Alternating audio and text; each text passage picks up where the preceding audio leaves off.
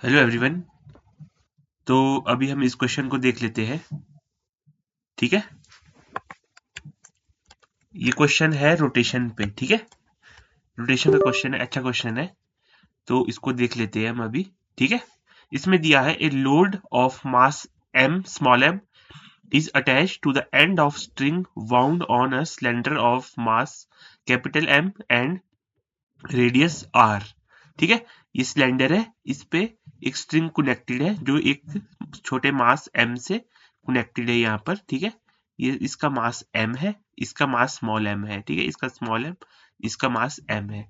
ठीक है, the string passes around the pulley, pulley के ऊपर से स्ट्रिंग, पुली की ये पुली है, इसके ऊपर से पास कर रही है। ठीक है, यहाँ पर कनेक्टेड है ये। ठीक है, इसके साथ रैप किया हुआ है इसको। ठीक है, सबसे पहले पूछता है हमारे को find the acceleration of cylinder m when it rolls. ठीक है, वो एक्सीलरेशन बतानी, सॉरी एक्सीलरेशन बतानी है सिलेंडर की जब वो रोल करेगा, स्लिप नहीं करेगा। ठीक है, सेकंड है if the coefficient of friction is mu find the acceleration of cylinder when it slips and rolls. ठीक है, एक्सीलरेशन बतानी है सिलेंडर की जब वो स्लिप और रोल दोनों करेगा। ठीक है, थर्ड है find the minimum value of coefficient of friction for which cylinder rolls always. ठीक है, म्यू मिनिमम म्यू बताना है जिसपे सिलेंडर हमेशा रोल करेगा। ठीक है, तो इसका सॉल्यूशन देख लेते हैं कैसे करेंगे इसको। ठीक है, सबसे पहले फर्स्ट करते हैं हम इसमें। ठीक है, find the acceleration of cylinder when it rolls. ठीक है, रोलिंग पे। तो सबसे पहले हम बनाते हैं एफ बी डी। ठीक है, एफ बी डी। ठीक है, सॉरी, एफ बी डी बनाएंगे। ठीक है, हमारे को पता है सिलेंडर का एफ बी डी बनाते हैं पहले। सिलेंडर है कुछ इस तरह से। ठीक है, इसके सेंटर ऑफ मास की कुछ एक्सीलरेशन होगी आगे, इसको मान लेते हैं ए सेंटर ऑफ मास। ठीक है, अब देखो यहां पर लग रही है टेंशन, उसको मान लेते हैं टी। ठीक है, और इस पॉइंट का एक्सीलरेशन मान लेते हैं आगे को ए। ठीक है, और स्मॉल m है नीचे। ठीक है, इसका एक्सीलरेशन कैसे करेंगे, देखो एम जी नीचे लग रहा है, टी इस पे ऊपर लग रहा है। ठीक है, और इसका एक्सीलरेशन नीचे को मान लेते हैं ए, वही एक्सीलरेशन सिलेंडर के टॉप मोस्ट पॉइंट का होगा ए आगे। ठीक है, ये इंपॉर्टेंट है, सिलेंडर के टॉप मोस्ट पॉइंट का एक्सीलरेशन भी ए होगा आगे, और इसका एम का एक्सीलरेशन नीचे डाउनवर्ड होगा ए। ठीक है, अब देखो फ्रिक्शन कहां लगेगा, फ्रिक्शन लगेगा कि नहीं लगेगा और कहां लगेगा कैसे पता करेंगे। रेडियस ऑफ जायरेशन होता है के square equal to I by M. ठीक है, उसको कंपेयर करना है हमारे को आर एक्स से। ठीक है, सबसे पहले के स्क्वायर निकालेंगे। देखो के स्क्वायर कितना होगा, आई होता है सिलेंडर का M r square, capital r लिख देता हूं, एम आर स्क्वायर, इसका रेडियस आर मान लेते हैं। ठीक है, m r square by 2 by M. ठीक है, तो के स्क्वायर आता है आर स्क्वायर बाय 2। ठीक है, के स्क्वायर की वैल्यू निकाल दी, आर एक्स। ठीक है, r x x r x निकालना है हमारे को। एक्स होता है, एक्स होता है कि जो टेंशन, जो सिलेंडर पे फोर्स लग रहा है, फोर्स वो सेंटर से कितनी दूरी पे लग रहा है, ये एक्स होता है। सेंटर से कितनी दूरी पे लग रहा है, मान लो यहां लग रहा होता तो ये एक्स होता है, ये वाला। ठीक है, तो सेंटर से कितनी दूरी पे लग रहा है फोर्स, वो होता है एक्स। एक्स लग रहा है, एक्स है यहां पर आर, तो आर इंटू आर हो जाएगा। ठीक है, आर स्क्वेयर। अब के स्क्वेयर को आर स्क्वेयर से कंपेयर करो। ठीक है, के स्क्वेयर आया था, के स्क्वेयर आया था आर स्क्वेयर बाय 2, और आर एक्स कितना आया, आर स्क्वेयर। तो K square is less than R x, K square R x से छोटा है, इसका मतलब फ्रिक्शन लगेगा, friction will act in forward direction. ये इंपॉर्टेंट है, ये आपको समझ में आना चाहिए। फ्रिक्शन फॉरवर्ड डायरेक्शन में एक्ट करेगा, ठीक है। तो आगे चलते हैं, ठीक है। फ्रिक्शन यहां देखो, यहां पर फ्रिक्शन लगेगा फॉरवर्ड एफ, ठीक है। और इसकी रोटेशन कैसी होगी, देखो ये स्फीयर आगे को रोल कर रहा है ना, तो अल्फा क्लॉकवाइज होगा अल्फा, ठीक है। तो अल्फा भी यहां पर क्लॉकवाइज होगा, ठीक है, क्लॉकवाइज। इसको हम फिर से बना देंगे नीचे, ठीक है, या फिर से बना देते हैं इसका डायग्राम, ठीक है। ऐसे कुछ है सिलेंडर, इसका एक्सीलरेशन सेंटर ऑफ मास का ए है, यहां पर इसका टेंशन लग रही है और एक्सीलरेशन ए है, और यहां पर फ्रिक्शन लग रहा है एफ, ठीक है, और मास एम था, इस पे एम जी नीचे लग रहा था, टी ऊपर लग रहा था, ठीक है, एक्सीलरेशन इसका नीचे था ए, ठीक है, और इसका रोटेशन था क्लॉकवाइज अल्फा, ठीक है। अब देखो कंडीशन हमारे को दी हुई है पहले क्वेश्चन में कि रोलिंग हो रही है, रोलिंग, रोलिंग का मतलब ये पॉइंट P जो है acceleration of P equal to 0, ये रेस्ट पे है, ठीक है। अब देखो इक्वेशन ऑफ मोशन लिखो अब इनके लिए, ठीक है, राइटिंग इक्वेशंस ऑफ मोशन, ठीक है। मोशन की इक्वेशन लिखेंगे, सबसे पहले इस सिस्टम के लिए लिखते हैं, ठीक है, mg minus T equal to m net acceleration, mg नीचे है t ऊपर है, ठीक है, नेट नीचे है तो ma, ठीक है, ma, ये हो गया पहली इक्वेशन, ठीक है।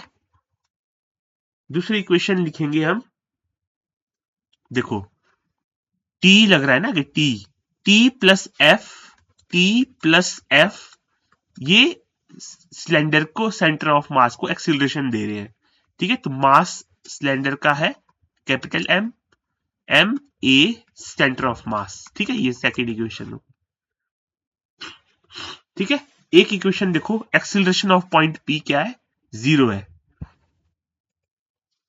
पॉइंट पी की एक्सीलरेशन 0 है, तो एसीएम, इसके पास एक एक्सीलरेशन एसीएम आगे होगी, एक एक्सीलरेशन आर अल्फा पीछे होगी, ठीक है, और वो दोनों 0 के बराबर होने चाहिए नेट, ठीक है, आर अल्फा इक्वल टू 0, तो एसीएम आ जाता है आर अल्फा के बराबर। दूसरा देखो, जो ये टॉप मोस्ट पॉइंट है ना यहां पर, इसको मान लेते हैं एक्स पॉइंट, एक्स पॉइंट के पास आगे एक्सीलरेशन है ए, ठीक है, तो मैं लिखूंगा A C M plus R alpha, ठीक है, इसको आर अल्फा लिखते कैपिटल आर, ठीक है, R alpha equal to A, ठीक है। ए सी एम हमारे को पता था आर अल्फा के बराबर है, तो यहां से एक इक्वेशन आ जाती है A equal to A C M plus A C M, ठीक है, ए इक्वल टू 2acm, ठीक है, ये इक्वेशन आ गई इक्वेशन नंबर 3, ठीक है। इसको समझना ध्यान से, देखो एक्स पॉइंट के पास एक्सीलरेशन आगे है ए, तो ACM plus R alpha A के बराबर होता है, ठीक है, और ACM minus R alpha P point की एक्सीलरेशन 0 है क्योंकि रोलिंग हो रही है, तो ACM equal to R alpha, ठीक है। एक इक्वेशन आ गई हमारे पास ए इक्वल टू 2acm, ठीक है, ये वाली। और देखो टॉर्क इक्वेशन कैसे लिखेंगे, टॉर्क इक्वेशन, ठीक है, टॉर्क इक्वेशन कैसे लिखते हैं, देखो टी का टॉर्क कितना है, टी का टॉर्क है क्लॉकवाइज टी आर, ठीक है, और एफ का टॉर्क कितना है anticlockwise minus F R, ठीक है, और नेट टॉर्क कितना है clockwise equal to I centre of mass alpha, ठीक है। इसको सॉल्व करेंगे, T minus F into R equal to I centre of mass M capital M R square by 2 into alpha, ठीक है, यहां से R cancel, T minus F equal to M R alpha by 2, ठीक है। R alpha की value हमारे को पता है एसीएम के बराबर है, ठीक है। सॉरी, आर अल्फा की वैल्यू हमारे को पता है T minus F equal to M A centre of mass by 2, ठीक है। ये इक्वेशन नंबर 4 आ गई, ठीक है। अब एक इक्वेशन थी हमारे पास T plus F equal to M A C M, एक है T minus F equal to M A C M by 2, ठीक है। इनको जोड़ दो, ठीक है, एडिंग, ठीक है। ये कट जाएगा, यहां आएगा 2t equal to 3/2 M A C M, ठीक है। 3/2, सॉरी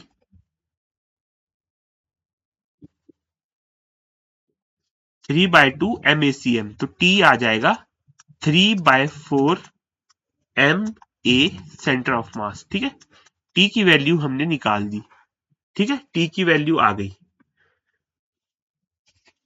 तो फर्स्ट इक्वेशन से देखते हैं। फर्स्ट इक्वेशन थी M G minus T equal to M A, ठीक है।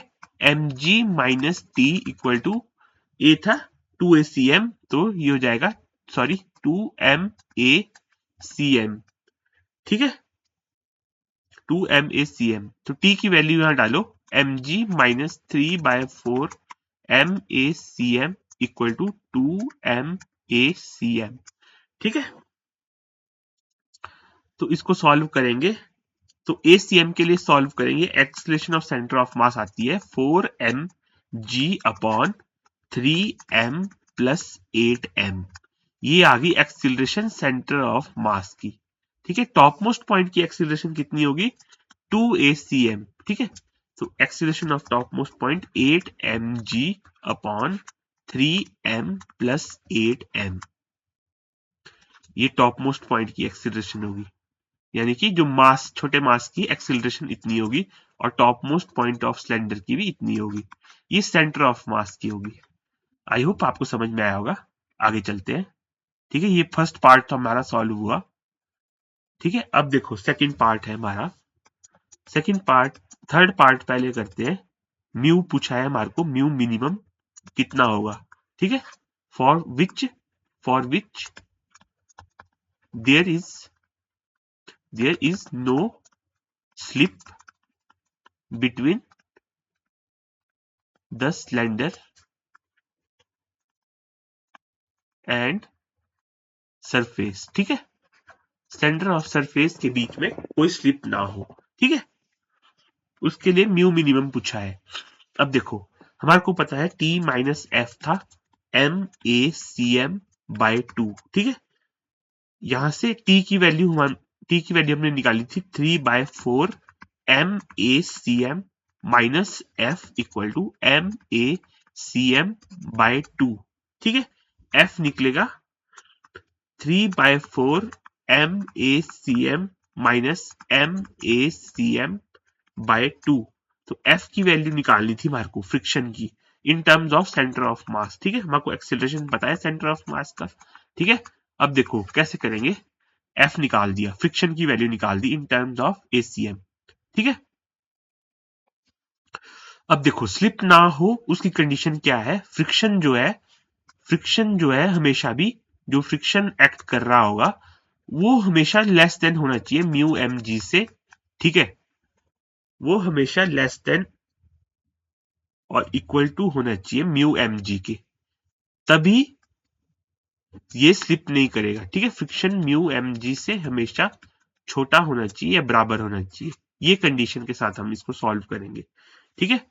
तो मैं इसमें एफ की वैल्यू डाल देता हूं, M A C M by 4 should be less than equal to mu M G, ठीक है। एम से एम को कैंसिल करो, A centre of mass should be less than equal to 4 mu G, ठीक है। Acceleration of centre of mass हमने निकाली थी, उसको यहां डालो 4 M G upon 3 M plus 8 M, ठीक है, ये स्मॉल एम है, ये कैपिटल एम है, less than equal to 4 mu G, G से जी कैंसल, 4 से 4 कैंसल, तो mu should be equal to और greater than m by 3m plus 8m। ये आ गई म्यू की वैल्यू।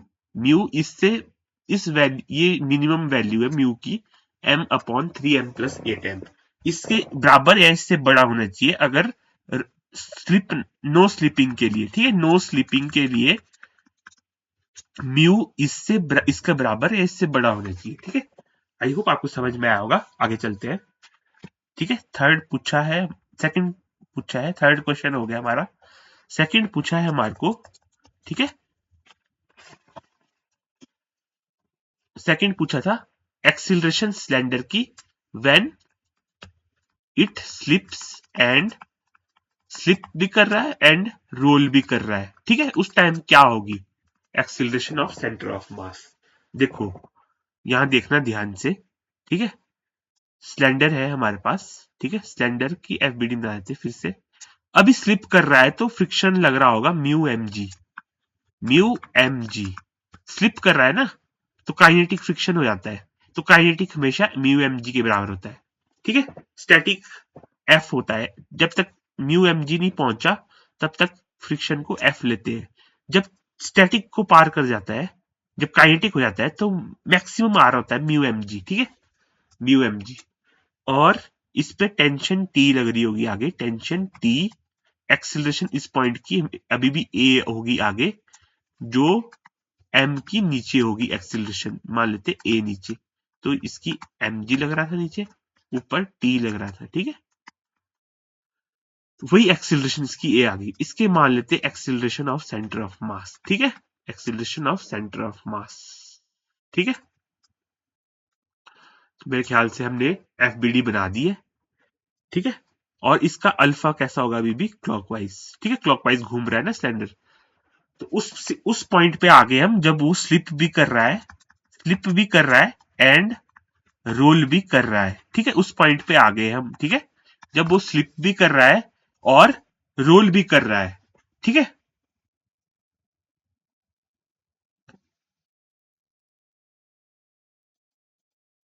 अब देखो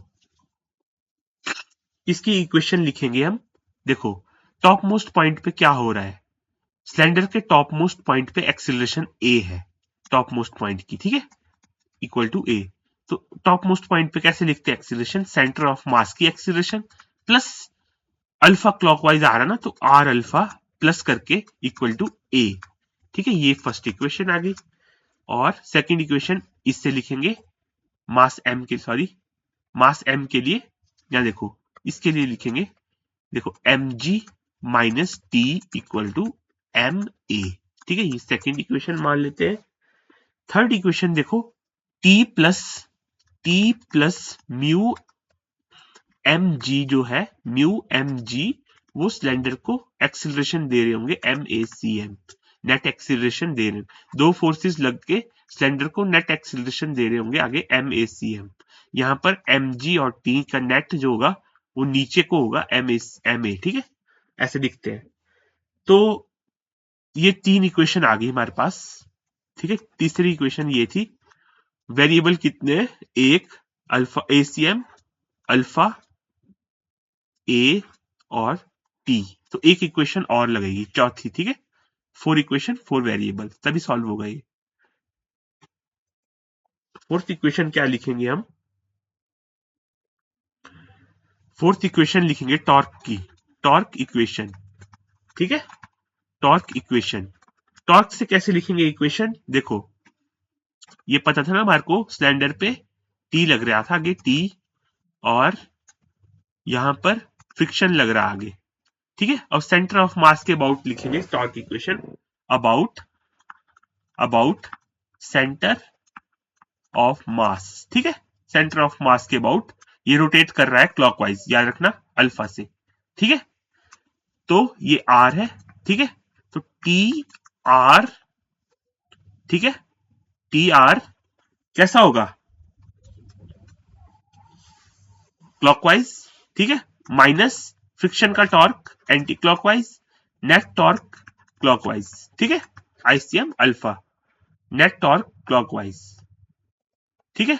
तो T minus F into R equal to I centre of mass के अबाउट कितना होगा सिलेंडर का, M R square by 2 into alpha, R से R cancel, T minus F equal to M R alpha by 2, ये equation number 4 होगी। पहली equation ये थी, सेकंड ये है, थर्ड ये है, फोर्थ ये है। अब रहता है हमारे को इन इक्वेशन को सॉल्व करना, ठीक है। देखो T था, T mg माइनस T था एम ए के बराबर, तो T हो जाएगा m इंटू जी माइनस ए के बराबर, ठीक है, ठीक है। तो और एक इक्वेशन थी हमारे पास T minus mu M G equal to M R alpha by 2। देखो अब कैसे करेंगे, T की वैल्यू यहां से डालते हैं m into G minus A minus mu M G, alpha की वैल्यू डालते हैं ऊपर से A C M plus R alpha equal to A था ना, तो आर अल्फा की वैल्यू आ गई A minus A C M, ठीक है, उसको यहां डालते ए माइनस ए सी एम, ठीक है, ठीक है। तो आगे चलते हैं, आगे चलते हैं, ठीक है। तो M G minus M A minus mu M G equal to M by 2 A minus M by 2 A centre of mass, ठीक है। तो यहां से इसको अरे ले जाओ, M minus mu M G equal to M plus M by 2 A minus M by 2 A C M, ठीक है। इसको इक्वेशन नंबर, कौन सी इक्वेशन आई थी, फिफ्थ मान लेते हैं, ठीक है, फिफ्थ, ठीक है। अब देखो एक इक्वेशन हमारे पास थी M G minus T equal to M A, ठीक है, एक थी T plus mu M G, T plus mu M G equal to M A centre of mass, ठीक है। तो इनको ऐड कर लो, एडिंग, ठीक है, तो क्या आएगा, टी टी कैंसिल हो जाएगा, M G plus mu M G, ठीक है, equal to M A plus M A centre of mass, ठीक है। इसको इक्वेशन नंबर 6 मान लो, इनको ऐड करके आइए, ठीक है, एडिंग। अब देखो दो इक्वेशन आ गई हमारे पास, फिफ्थ इक्वेशन, सिक्स्थ इक्वेशन। देखो एक का कॉफिशिएंट यहाँ ये है, एसीएम का कॉफिशिएंट ये है, यहाँ पर ए का कॉफिशिएंट ये है, एसीएम कॉफिशिएंट ये है, ये वाली टर्म, अब हमारे को ए और एसीएम निकालना है, ठीक है। सबसे पहले हम ए को इसकी टर्म्स में लिख लेते हैं, ठीक है, ठीक है। एसीएम निकालते हैं पहले, एसीएम कितना होगा, एसीएम इक्वल टू, यहां से इस इक्वेशन से निकालो एसीएम, एसीएम की वैल्यू निकालो, ठीक है, M plus mu M, M plus mu M, sorry sorry mu M G minus M A by capital M, ठीक है, ये होगा एसीएम, ठीक है, यहां से निकाला हमने इस इक्वेशन से। अब इस एसीएम को पुट करेंगे हम, putting it in equation fifth, इस इक्वेशन में, फिफ्थ इक्वेशन में पुट करेंगे इसको, इस इक्वेशन में, ठीक है, इस इक्वेशन में पुट करेंगे एसीएम की वैल्यू, तो यहां से हमारे को ए निकल के आएगा जो आंसर होगा इस क्वेश्चन का, ठीक है। तो पुट करते हैं, फिफ्थ इक्वेशन थी M minus mu M G equal to M plus M by 2 A minus M by 2, ठीक है, M plus mu M G minus M A by M, ठीक है, एम से एम कैंसल, ठीक है,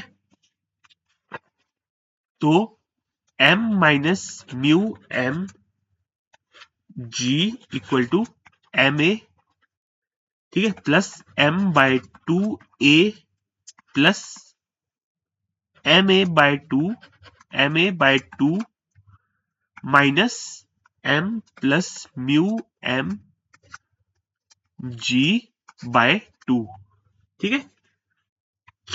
तो इसको सॉल्व करेंगे, इसको अरे ले आओ, ठीक है, M minus mu M G plus M plus mu M G by two, ठीक है, equal to 3/2 M A plus M by two A, ठीक है।